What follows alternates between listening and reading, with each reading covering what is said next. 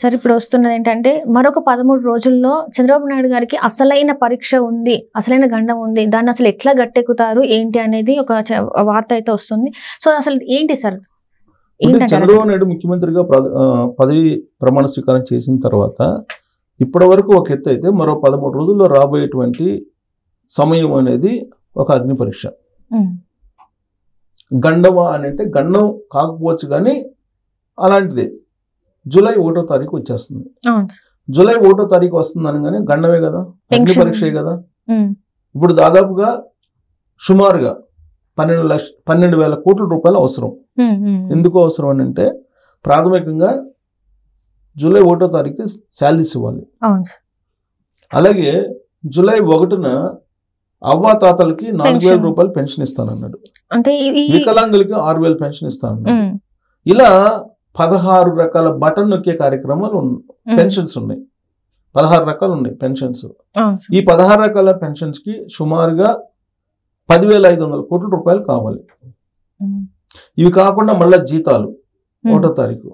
So కాబట్టి ఈ డబ్బంతా ఎక్కడ తీసుకొస్తారు చంద్రబాబు నాయుడు? ఈ డబ్బంతా తీసుకురావాలంటే అప్పు తీసుకురావాలి. లేదంటే అప్పు తీసుకురంది ఆయన 1వ తారీఖు జీతాలు ఇచ్చేటువంటి పరిస్థితి లేదు. ఇలాంటి పరిస్థితి చంద్రబాబు నాయుడు గతంలో కూడా ఫేస్ చేశారు.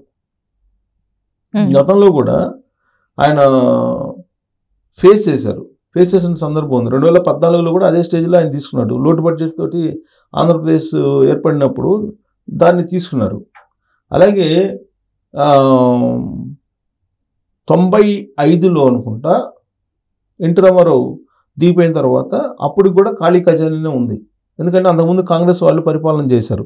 కాంగ్రెస్ వాళ్ళు పరిపాలన చేయగానే తెలుగుదేశం వస్తుంది. కాంగ్రెస్ వాళ్ళు ఖజానాన్ని ఖాళీ చేసి వెళ్తారు.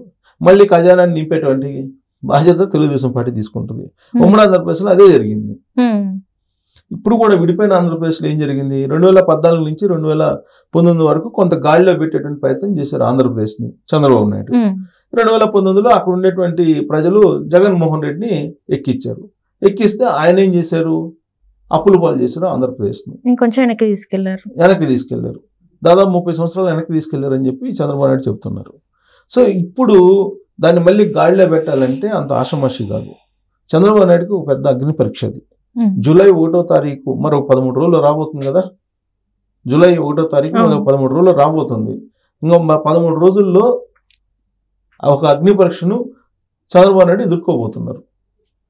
సో ఈ డబ్బులన్నీ వేయాలి. 1వ తారీఖు అవ్వాతాతలకు ఇంటికి పంపించి నేను డబ్బులు ఇప్పిస్తానని చెప్పి ఆయన చేసినటువంటి ప్రామిస్ ఎన్నికల సందర్భంగా. ప్లస్ ఇంకోటి ఏంటంటే ఆ ఎన్నికల సందర్భంగా కొంతమందికి పెన్షన్స్ ఇవ్వాల జగన్మోహన్ రెడ్డి ప్రభుత్వం. సో మే 1వ తారీఖు కానీ అంతకుముందు ఏప్రిల్ 1వ తారీఖు కానీ ఇవ్వనటువంటి వాళ్ళు కొంతమంది ఉన్నారు. ఆ రోజే చెప్పాడు చంద్రబాబు నాయుడు, మీరు ఒకవేళ ఏప్రిల్లో మిస్ అయినా లేదా మేలో మిస్ అయినా దానితో కూడా కలిపి నేను 7,000 రూపాయలు ఇస్తాను అన్నాడు. అంటే మే వరకు 7,000 రూపాయలు ఉంది కదా.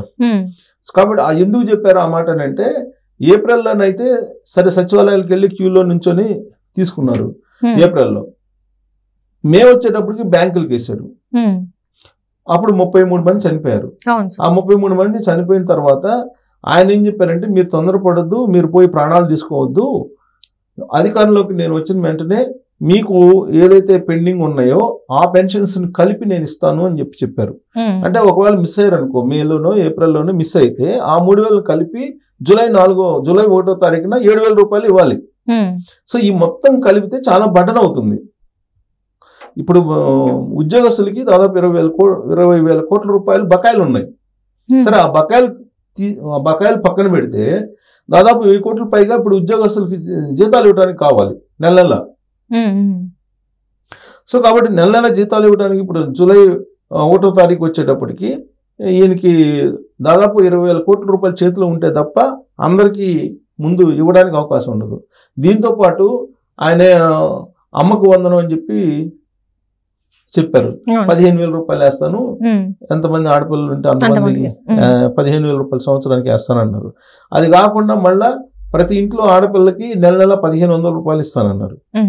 ఇప్పుడు ఇవన్నీ కూడా నెరవేర్చాలంటే ఫస్ట్ ఖజానా ఉండాలి. ఖజానాలో ఇప్పుడు ఏముంది? 12 లక్షల కోట్ల రూపాయల అప్పు అప్పు ఉంది. ఉంది. ఈ 12 లక్షల కోట్ల రూపాయలకు అప్పుకి వడ్డీ ఎంత కట్టాలి? 60,000 కోట్ల రూపాయలు వడ్డీ కట్టాలి. ఇలాంటి పరిస్థితుల్లో చంద్రబాబు నాయుడుకి అగ్ని పరీక్షే కదా. 66 లక్షల మందికి పెన్షన్స్ ఇవ్వాలి రేపు, సామాజిక పెన్షన్లు. 1వ తారీఖున, జూన్ 1వ తారీఖున సుమారుగా 66 లక్షల మందికి పెన్షన్స్ ఇవ్వాలి, సామాజిక పెన్షన్లు. దాంతోపాటు ఉద్యోగస్తుల జీతాలు, తర్వాత పెన్షనర్స్, ఉద్యోగస్తులు రిటైర్ అయినటువంటి వాళ్ళకి పెన్షన్స్ ఉన్నాయి కదా, అవి ఇవ్వాలి.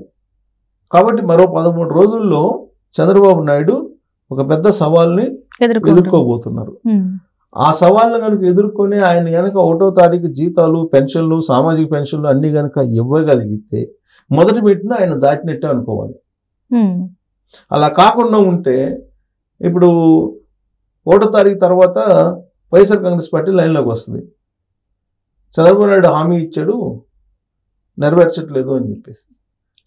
జగన్మోహన్ రెడ్డి ఏమో అధికారంలో ఉన్నంతకాలం లాస్ట్కి ఎన్నికల కమిషన్, ఎన్నికల కోడ్ ఉన్నప్పుడు కూడా మొత్తం ఖజానాని ఊడ్చేశాడు. ఊడ్చేసి ఆయనకు కావాల్సినటువంటి కాంట్రాక్టర్లకు ఇచ్చుకున్నారు.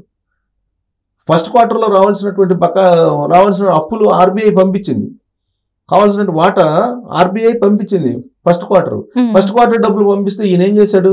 దాదాపు 17,000 కోట్ల రూపాయల దాకా వచ్చినాయి. ఆ 17,000 కోట్ల రూపాయలు ఏం చేశాడు? సొంత కాంట్రాక్టర్లకి పనులు కాకపోయినా, పూర్తి కాకపోయినా, సహజంగా ఏం చేస్తారు కాంట్రాక్టర్ పని అయిపోయిన తర్వాత దాని మీద ఎంక్వైరీ చేసి ఆ పనులు బాగా చేశారా లేదా, ప్రమాణాల ప్రకారం చేశారా లేదా అన్ని సర్టిఫై చేసిన తర్వాత అప్పుడు ట్రెజరీ ద్వారా డబ్బులు ఇప్పిస్తారు కాంట్రాక్టర్స్కి. కానీ జగన్మోహన్ రెడ్డి ఏం చేశాడు? ఎన్నికల కోడ్ అమల్లో ఉండగానే జవహర్ రెడ్డి చీఫ్ సెక్రటరీని పెట్టుకొని ఆయన ఏం చేశాడు? అసలు పనులు పూర్తి కాకుండానే ఆయన సొంత మనుషులుగా ఉండి కాంట్రాక్టులు చేసినటువంటి వాళ్ళకి ఇచ్చేశాడు. దాదాపు ఆ విధంగా 4,000 కోట్ల రూపాయలు ఆ విధంగా ఇచ్చేశారని చెప్పి చెప్తున్నారు. అలా కాకుండా మళ్ళీ కొంత డబ్బు డైవర్ట్ చేశాడు వివిధ కాంట్రాక్టులు కానీ, ఇవ్వాల్సిన పాత బకాయిలు ఇవ్వాల్సినటువంటి వాళ్ళకి కానీ ఆయన పంపించేశాడు. సో Q1లో అంటే Q1లో ఆర్బీఐ నుంచి వచ్చినటువంటి డబ్బుల్ని ఆల్మోస్ట్ ఖాళీ చేసేసాడు. దానికి జవహర్ రెడ్డి సహకరించాడు. ఇప్పుడు ఖాళీ ఖాతాతోటి, ఖాళీ కాదు మైనస్లో ఉన్నటువంటి దాన్ని ఇప్పుడు చంద్రబాబు నాయుడు చేపట్టాల్సి వచ్చింది. సో ఇలాంటి పరిస్థితుల్లో అసలు 1వ తారీఖున ఏం జరగబోతుంది? జూలై 1 అందరూ అటువైపు చూస్తున్నారు. జూలై 1 చంద్రబాబు నాయుడు ఏం చేస్తారని. అయితే నాకున్నటువంటి అంచనా ప్రకారం చంద్రబాబు నాయుడు సమర్థత ఏంటి అనేది నేను గత 26 సంవత్సరాల నుంచి చూస్తున్నాను కాబట్టి జర్నలిస్ట్గా, ఏదో ఒక రూపంలో ఆయన అయితే అప్పులు తీసుకొచ్చి, రుణాలు తీసుకొచ్చి ఈ పెన్షన్లు, జీతాలు ఇచ్చే అవకాశం ఉందని చెప్పి నేను అనుకుంటున్నా. ప్లస్ సంక్షోభం నుంచి ఆయన అవకాశాలని అందిపుచ్చుకోవాలి అనేది ఆయన ప్రాథమిక సూత్రం. ప్రజెంట్ సంక్షోభంలో ఉంది ఆంధ్రప్రదేశ్. సో ఈ సంక్షోభం నుంచి బయట వేయడానికి ఆయన ప్రయత్నం చేస్తున్నాడు. దాంట్లో భాగంగా రకరకాల మార్గాల ద్వారా ఖచ్చితంగా రుణాలైనా తీసుకొచ్చి ఈ మొత్తం ఫిల్ఫిల్ చేసే అవకాశం ఉందని చెప్పి మనం అనుకోవచ్చు. జూలై 1వ తారీఖు కనుక ఇవన్నీ చేయగలిగితే చంద్రబాబు నాయుడు మీద ఒక్క మాట కూడా వైఎస్ఆర్ కాంగ్రెస్ పార్టీ అనడానికి సాహసం కూడా చేయదు. ఒకవేళ చేసినా ప్రజలే తిప్పికొడతారు. తెలుగుదేశం పార్టీ వాళ్ళ జనసేన తిప్పికొట్టడం కాదు, ప్రజలే తిప్పికొట్టేటువంటి అవకాశం ఉంటుంది. Right sir, right. Thank you so much sir.